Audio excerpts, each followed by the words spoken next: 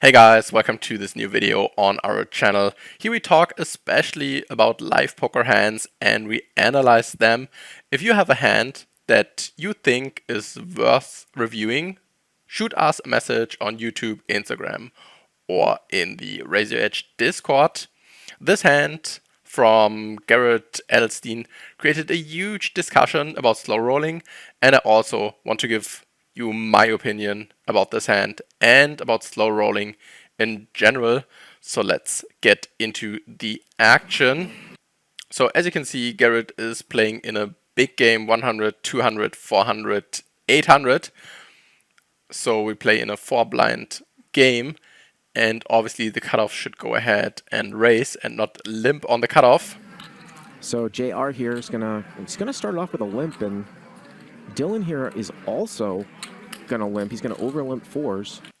On the button with fours, you can definitely go either way. Don't mind the limp in this lineup, but also icing's totally legit.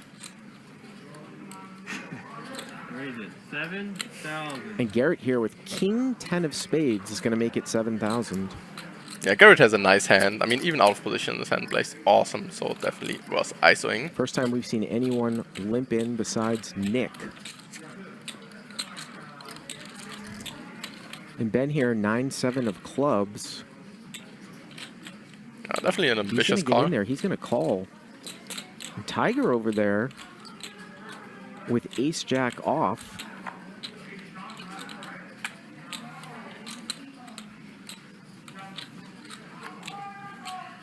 I mean, he could throw a 4-bet in here too. Everybody seems weak. The only person that's raised here is Garrett. A lot of dead money out there. I would definitely love to see a 3-bet from Ace Jack. He's in the straddle. Because this hand plays not that well And in a he multi-way pot. calls. So all of a sudden, we're going to see a massive, massive multi-way pot. Obviously, as Dylan comes in as well. So yeah, massive pot. Well, actually over here. Because everyone is calling it 7,000.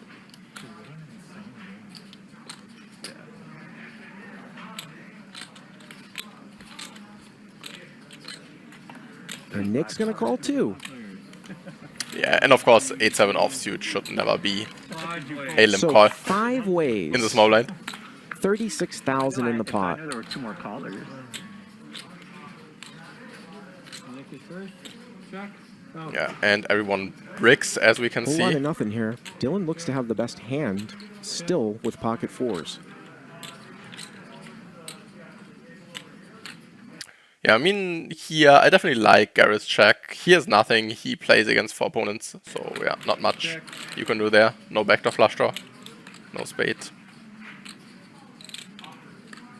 Really hard to have enough fold equity against 4 opponents. Alright, everyone check. And checked around. Here we go. And the turn is a 4. Check.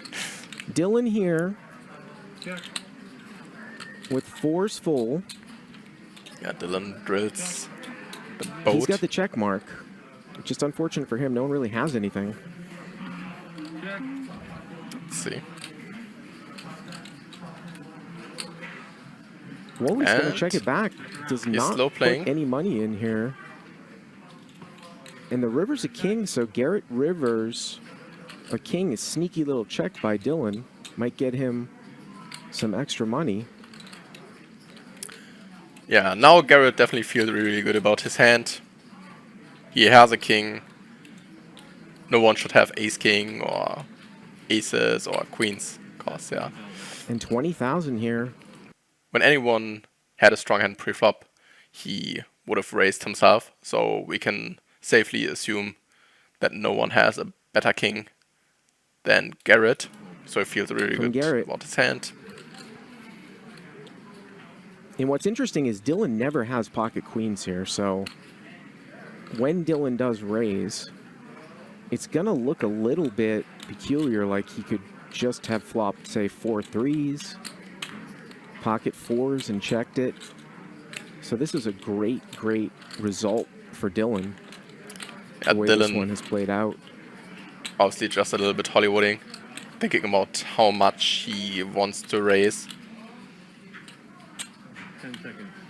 And with his stack size, it's pretty close. Raise it. 75,000. And here comes the raise. Goes to 75k. 75,000. And I mean, now Garrett definitely hates his life.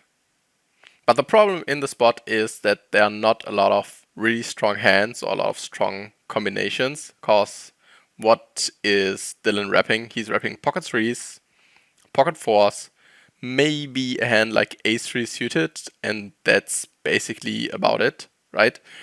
Cause Dylan is not a VIP, so he's not limping like king three off or 3-4 off or 3-5 off or ace three off. Those hands are definitely not in his limp calling range, especially not against the huge ISO from Garrett.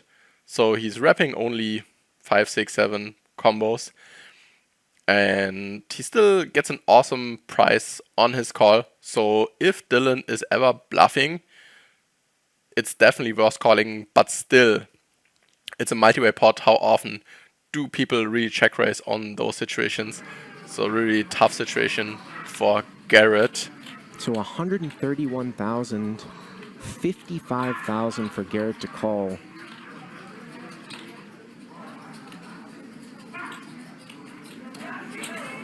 Oh god, so frustrating. And he goes into the tank. Frustrating.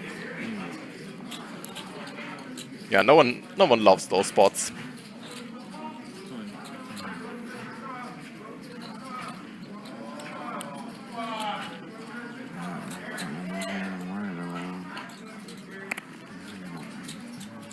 As you can see, when he calls, it's a 200 or nearly 200 grand pot. Again, Dylan's never going to have pocket queens here. He over-limped. Go back to pre-flop. He over-limped JR's limp, which started this hand. So what is he representing? Maybe threes, maybe pocket fours.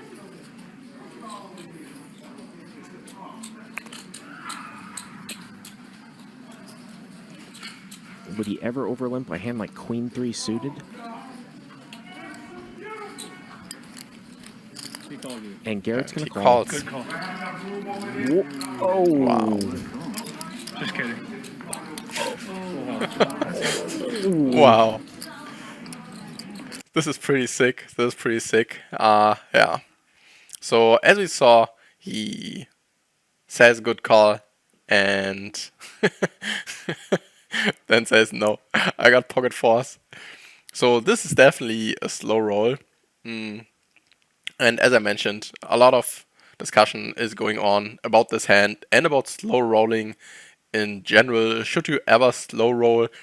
And a lot of people commented that Dylan should be banned from his casino and he should never play on high stakes poker again. And I think this is wrong, because when you don't break a rule, why should you be banned from his casino, right? It's just a question about poker etiquette and if slow rolling is good or bad poker etiquette in general. And I've been slow rolled a lot in live cash. It just happens from time to time, and you should just get used to it. And I think Garrett really is. So I don't think the slow roll will affect his game ever. I mean, it's never fun to get slow rolled, that's for sure. But in this situation, Dylan was not slowing the game down, right? He took maybe 5 to 10 seconds more than he should to show his cards. And the idea was just to needle Garrett a bit. And of course, we all saw it in Garrett's face, the frustration. But I think in his inner mind, he's not playing a different game, right? He's still playing his A game, and he also wrote on Twitter that he don't really cares if someone is slow rolling him or not.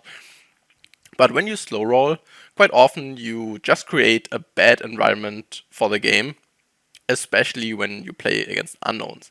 When you slow roll versus your buddy or a good friend and you have an endless battle going on, of course, go ahead, slow roll him all the time.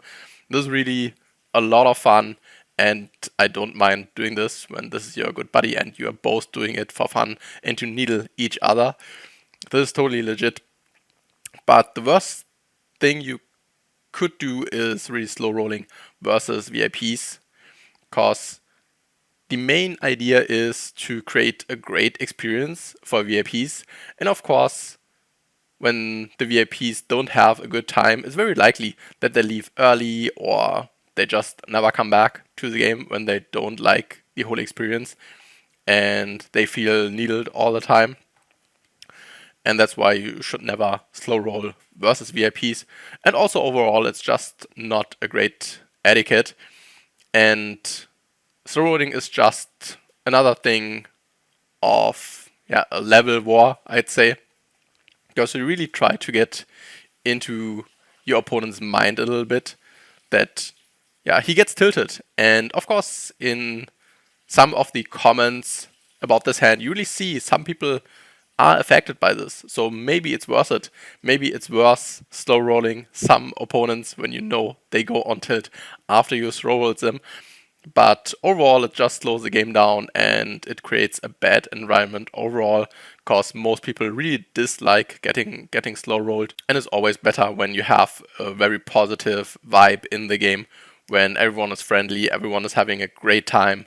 Then the game is way more fun to be in and to play there, because I don't think it's really necessary to get into this level war, try to slow one someone or tank forever with the nuts, stuff like this, right? It's just not necessary. Of course, you don't break any rules, so Dylan should definitely not be banned from the casino or from the TV show or whatever, because, he did not break any rules ever. So, keep this in mind when someone slow rolls you. I would definitely not advise to slow roll anyone. I've only slow rolled a few friends, and that's about it.